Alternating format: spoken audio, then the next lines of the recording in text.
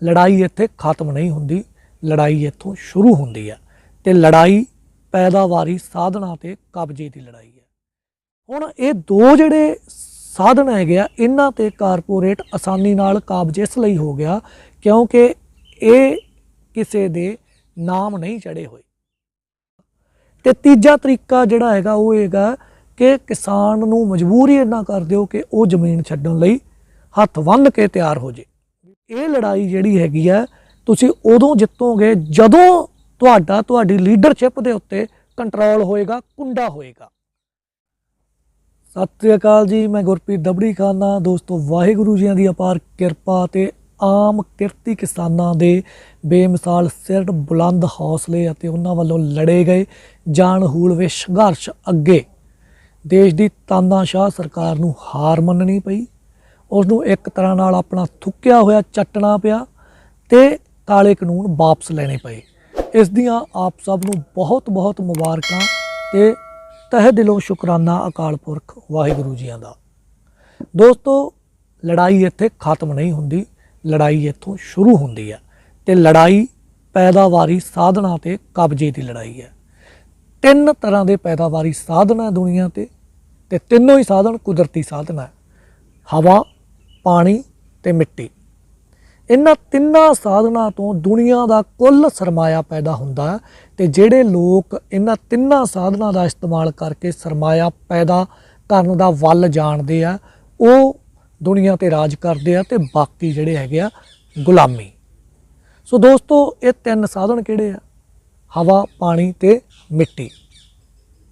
ते जिहड़ा कारपोरेट जगत है वो दुनिया दीआं सरकारां नाल मिली भुगत करके WTO वाले समझौतिਆਂ ਦੇ तहत इन्हां तिन्नां दे विचों पहले दोवां दे उत्ते हवा ते पानी दे उत्ते वड्डे पद्धर ते काबज हो ही चुक्या।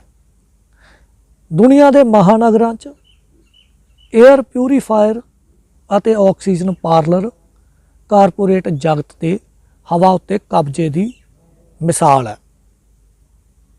इस तरह पानी जिहड़ा हैगा अज उस बंदे की पहुँच च है जिहदी जेब च पानी खरीदण लई पैसे हैगे आ। जिहदे कोले पानी खरीदण लई पैसे नहीं हैगे उहदा पानी ते कोई अधिकार भी नहीं रह गया।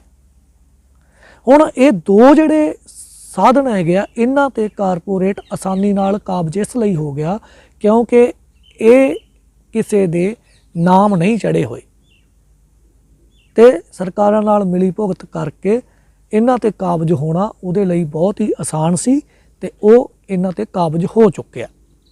हवा वाले मामले च कारपोरेट ने फर्जी महामारी दे दौर च दूजे फेज मौके साहां दे कारोबार की नींह रखण दा यतन भी कीता। हो सकदा आउण वाले समय च तुहानूं मुੱਲ दे साह लैणे पैण, मतलब तुहानूं ऑक्सीजन खरीद के साह लैणे पैण। सो दोस्तों जिहदे कोले हवा, पानी ते मिट्टी की मलकीयत होएगी वो दुनिया ते राज करेगा क्योंकि जिउंदे रहण लई साह चाहीदा, पानी चाहीदा ते रोटी चाहीदी है। साह हवा चों आउणे आ उहदे ते कारपोरेट का कब्जा हो जाएगा। पानी जिहड़ा हैगा नदियां चों आउणा उहदे ते कारपोरेट का कब्जा होएगा ते रोटी जमीन तो आउणी है उहदे ते कारपोरेट काबज होण लई तरलो मच्छी है। दोस्तों जमीन ते कब्जा इस लई नहीं हो पा रहा क्योंकि जमीन जिहड़ी हैगी है कानूनन किसानां दे नां चढ़ी हुई है लिखती रूप च, ते जदों तक ये किसानां दे नां चढ़ी हुई है इहदे ते कारपोरेट काबज हो नहीं सकता।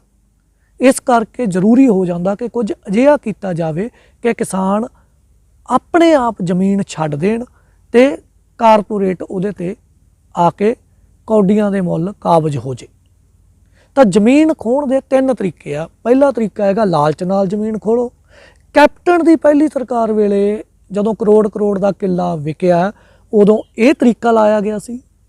उस तो बाद जदों ट्राईडेंट फैक्टरी वाली जमीन खोई गई है धक्के नाल कुट के, उदों ये तरीका लाया गया सी धक्के नाल खोण वाला। ते तीजा तरीका जिहड़ा हैगा वो हैगा कि किसान नूं मजबूर ही इन्ना कर दिओ कि वो जमीन छड्डण लई हत्थ वंध के तैयार हो जाए भी भाई मेरा खहड़ा छड़ाओ, मैं खेती नहीं करनी। तो उस तरीके तहत खेती लागतां जिहड़ियां लगातार वध रहीआं वो काम सरकार करदी पई है। खेती नूं लगातार महंगा किया जा रहा।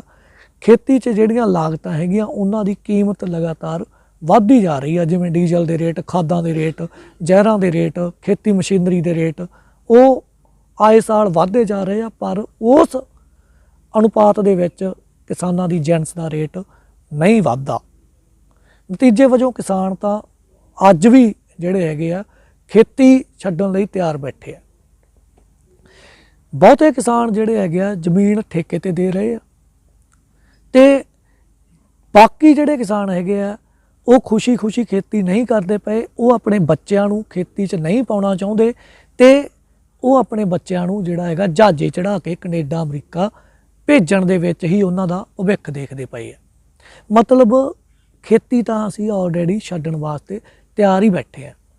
ये जिहड़े काले कानून है, जेकर ये कानून लागू हो जाते तो इन्हां दे विच एक जिहड़ा मंडीकरण वाला कानून सीगा ਉਹਦੇ तहत ਜਿਹੜੀ ਤੁਹਾਨੂੰ ਖੁੱਲ੍ਹ ਦਿੱਤੀ ਗਈ ਸੀ कि ਤੁਸੀਂ ਜਿਹੜਾ ਹੈਗਾ ਆਪਣੀ ਜਿਣਸ ਮੰਡੀ ਤੋਂ ਬਾਹਰ ਵੀ ਵੇਚ ਸਕਦੇ ਹੋ, ਤਾਂ ਉਹਦੇ ਤਹਿਤ ਹੋਣਾ ਕੀ ਸੀ ਉਹ ਤੁਹਾਨੂੰ ਵੀ ਪਤਾ ਤੇ ਮੈਨੂੰ ਵੀ ਪਤਾ ਕਿ ਜੇਕਰ 2 ਵਰੇ ਤੁਸੀਂ ਮੰਡੀ ਤੋਂ ਬਾਹਰ ਫਸਲ ਵੇਚਦੇ ਰਹਿੰਦੇ ਤਾਂ ਸਰਕਾਰ ਕੋਲ ਇੱਕ ਬਹਾਨਾ ਹੋਣਾ ਸੀ ਕਿ ਮੰਡੀ 'ਚ ਕੋਈ ਕਿਸਾਨ ਜਦੋਂ ਆਪਦੀ ਜਿਣਸ ਲੈ ਕੇ ਆ ਹੀ ਨਹੀਂ ਰਿਹਾ ਤਾਂ ਅਸੀਂ ਮੰਡੀ ਕਿਉਂ ਚਲਾਈਏ। ਤਾਂ ਸਰਕਾਰ ਨੇ ਫਿਰ ਖਰੀਦ 'ਚੋਂ ਹੱਥ ਪਿੱਛੇ ਖਿੱਚ ਲੈਣੇ ਸੀ ਤੇ ਉਹਦੇ ਕਰਕੇ ਜਿਹੜਾ ਹੈਗਾ ਵਪਾਰੀ ਜਿਹੜਾ ਹੈਗਾ ਇੱਕਮਾਤਰ ਜਿਹੜਾ ਹੈਗਾ ਪਲੇਅਰ ਰਹਿ ਜਾਂਦਾ ਇਸ ਗੇਮ ਦੇ ਵਿੱਚ ਤੇ ਉਹਦੇ ਰਹਿਮੋ ਕਰਮ ਤੇ ਰਹਿ ਜਾਂਦੀ ਤੁਹਾਡੀ ਜਿਣਸ। ਜਿਵੇਂ ਕਿ ਬਿਹਾਰ ਤੇ ਯੂਪੀ ਦੇ ਵਿੱਚ ਉੱਥੇ 8-900 ਰੁਪਏ ਨੂੰ ਝੋਨਾ ਖਰੀਦਦੇ ਆ ਕੁਆਂਟਲ ਤੇ 11-1200 ਰੁਪਏ ਨੂੰ ਕਣਕ ਕੁਆਂਟਲ ਉੱਥੇ ਖਰੀਦੀ ਜਾਂਦੀ ਹੈ। ਤੇ ਜੇਕਰ ਪੰਜਾਬ ਹਰਿਆਣੇ ਦੇ ਵਿੱਚ ਵੀ ਐਦਾਂ ਦਾ ਸਿਸਟਮ लागू हो जाता तो फिर की होना सी।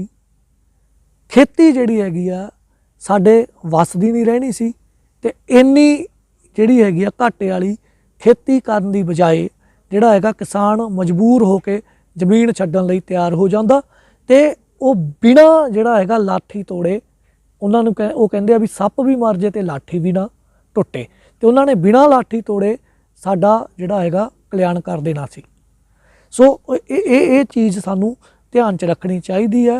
लड़ाई इत्थे खत्म नहीं हुई, लड़ाई इत्थों शुरू होंदी है ते इस करके सानू अपने आप नू लगातार होर सिक्ख्यत, होर जागरूक, होर अवेयर करते हुए व्यों तो वध ठोस लड़ाई लड़न की जिहड़ी हैगी है योजना बनाउणी चाहिए है।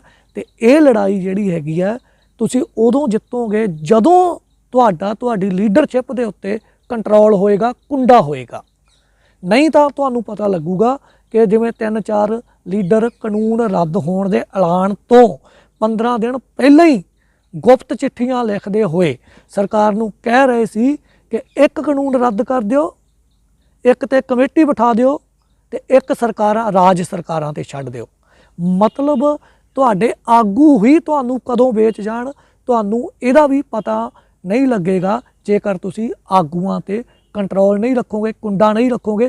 जिमें कि इस संघर्ष दे विच आपां सारिआं ने रल मिल के आगूआं ते कंट्रोल रखिया, कुंडा रखिया। सो दोस्तों इन्नियां गल्लां तुहानू कहणीआं सी। सो इन्हां गल्लां ते गौर करियो। अपने घरां नू सियाणे हो जो, अपने पिंडां नू सियाणे हो जो, अपने सूबिਆਂ ਨੂੰ ਸਿਆਣੇ ਹੋ ਜੋ, ਆਪਣੇ ਦੇਸ਼ ਨੂੰ ਸਿਆਣੇ ਹੋ ਜੋ। ਇਹ ਪੋਲੀਟੀਕਲ ਪਾਰਟੀਆਂ ਦੀ ਪੂਛ ਜਿਹੜੀ ਤੁਸੀਂ ਫੜੀ ਹੋਈ ਹੈ ਇਹਨੂੰ ਛੱਡ ਦਿਓ। ਦੀਵਾਨਾਂ ਵਾਲੇ ਬਾਬਿਆਂ ਦੀ ਜਿਹੜੀ ਪੂਛ ਫੜੀ ਹੋਈ ਹੈ ਇਹਨੂੰ ਛੱਡ ਦਿਓ। ਲੱਚਰ ਗਾਇਕਾਂ ਦੀ ਜਿਹੜੀ ਪੂਛ ਫੜੀ ਹੋਈ ਹੈ ਇਹਨੂੰ ਵੀ ਛੱਡ ਦਿਓ। ਤੇ ਜੇ ਇਹ ਸਾਰੀਆਂ ਗੱਲਾਂ ਮੇਰੀਆਂ ਤੁਹਾਨੂੰ ਲੱਗੀਆਂ ਚੰਗੀਆਂ ਕੰਮ ਦੀਆਂ ਤਾਂ ਇਹਨਾਂ ਗੱਲਾਂ ਨੂੰ ਵੱਧ ਤੋਂ ਵੱਧ ਲੋਕਾਂ ਤੱਕ ਪਹੁੰਚਾਓ। ਤੁਹਾਡਾ ਬਹੁਤ ਬਹੁਤ ਸ਼ੁਕਰਗੁਜ਼ਾਰ ਹੋਵਾਂਗਾ। ਸਾਡੇ ਚੈਨਲ ਨੂੰ ਸਬਸਕ੍ਰਾਈਬ ਕਰ ਲਿਓ, वीडियो नू ਵੱਧ ਤੋਂ ਵੱਧ शेयर करियो, बैल आइकॉन ते क्लिक कर दिओ। नाल ही अपने Facebook page natural farming Gurpreet Dabri खाना नू भी लाइक शेयर फॉलो और रिकमेंड करना ना भुल्लिओ। अज लई इन्ना ही। तुहाडा सारिआं दा बहुत बहुत धन्नवाद। सत श्री अकाल।